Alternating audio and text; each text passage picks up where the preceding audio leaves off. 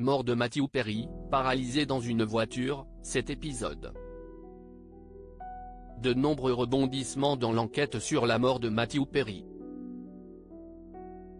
La star de Friends, connue pour avoir interprété le personnage emblématique de Chandler Bing, est décédée ce samedi 28 octobre à l'âge de 54 ans. CIST dans sa propriété de Pacific Palisades, à Los Angeles. Que le comédien a été retrouvé inconscient dans son jacuzzi par son assistante. Si au départ aucune drogue n'a été retrouvée à son domicile, le bureau du médecin légiste du comté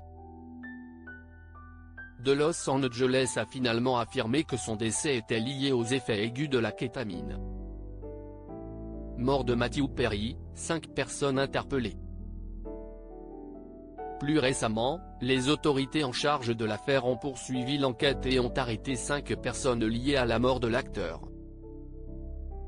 Grâce à des documents judiciaires fédéraux non scellés, de nombreux détails sur ces derniers jours ont été révélés au grand jour.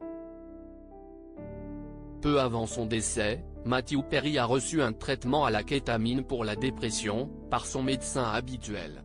Mais la dose ne suffisait pas.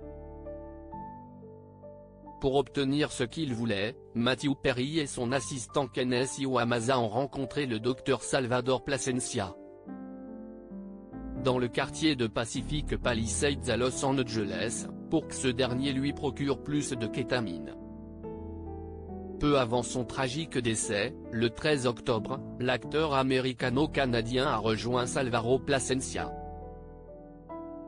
qui lui a injecté de la kétamine alors qu'il était assis à l'arrière d'une voiture qui était garée dans un parking public près d'un aquarium à Long Beach, en Californie.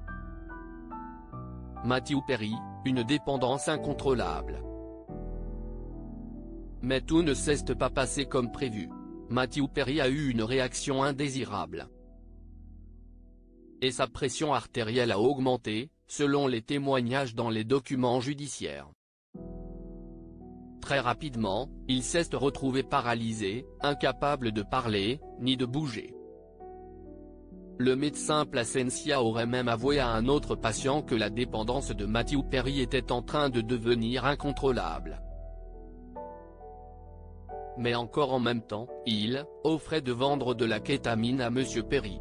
Je pense que toute cette conduite montre un niveau